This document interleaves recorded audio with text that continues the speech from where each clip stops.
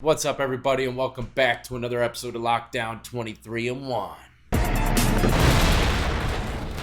The notorious Rikers Island. The conditions in this jail you wouldn't think is in America. I heard it was getting bad, and I also heard that it was getting fixed. A lot of rumors when it comes down to Rikers Island, but one thing's for sure. In this clip I'm about to show you is the warden, or the person that's supposed to be running Rikers Island. You ain't gonna believe what he has to say. He says ain't nobody safe. Rikers Island, New York's massive jail complex just a few miles from Midtown Manhattan and scene of a humanitarian crisis. What are some words you'd use to describe Rikers Island? Hell.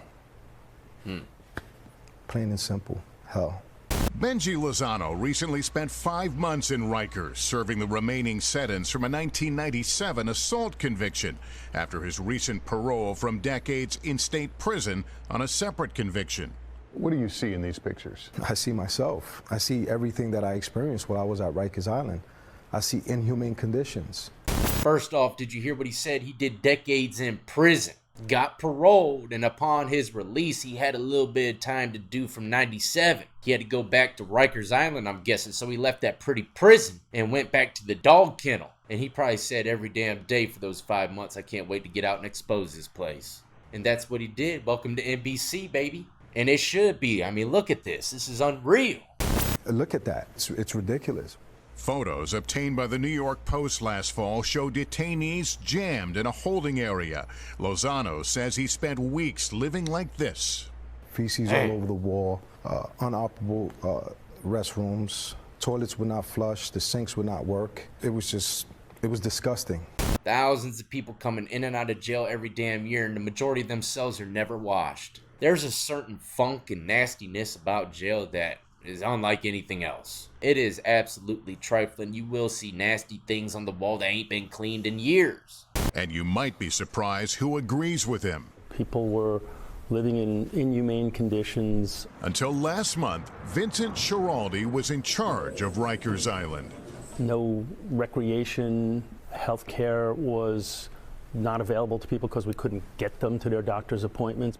Okay, so I'm trying to figure out exactly who this guy is. They say he ran Rikers Island. Is that just a different word for warden? We gotta run this back and hear it from the top. Until last month, Vincent Schiraldi was in charge of Rikers Island. No recreation, health care was not available to people because we couldn't get them to their doctor's appointments. Violence, he says, was rampant. NBC News recently obtained more than 100 hours of surveillance video from inside Rikers. City officials don't contest the contents of the video. An inmate organized so-called fight night, where some detainees were forced to participate. Who was running the place? The inmates run the facilities. I wrote to all the judges and all the district attorneys and said, I cannot guarantee the safety of people that get sent here. I wrote to every last one of those officials before I stepped down that I can't protect none of these fools, is pretty much what he said. They need to go send unit after unit in there. I can only imagine how many people's cheeks getting taken up in that jank. Everybody looks like they're running rampant. You can't even hold a damn good, decent meal in there. Can't even open up a bag of chips in Rikers. They steal it right out your damn fingers. Schiraldi says one of the most pressing problems, a union contract that gives officers unlimited sick time.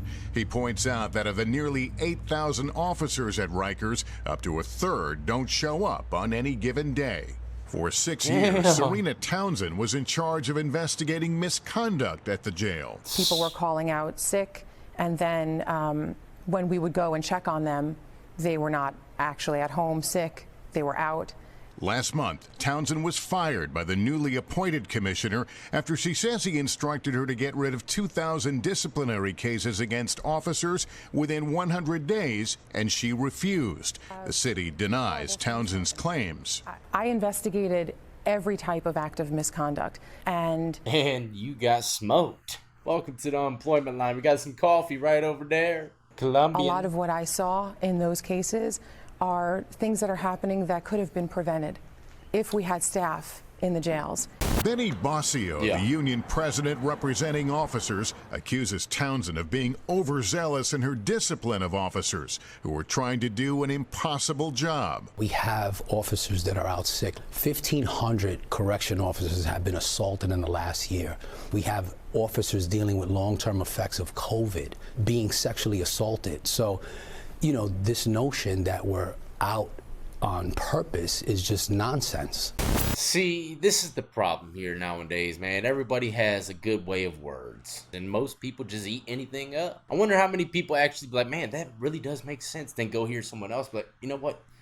That actually makes sense. I don't believe that guy no more. I like this guy now. I don't know who the hell to believe, but homegirl got smoked because she was pushing the wrong buttons. Where's all them damn groups at, man? You need to come up in this jail and start regulating stuff. Kim Kardashian, where you at? Come save Rikers Island. I mean, shit, you want to be a part of the justice system? Come get in the mix. Jump in the block for a little bit. Calm these boys down. Kanye, one of y'all need to come down here, man. Do something. This is Rikers Island, New York City. This is where the magic happens, baby.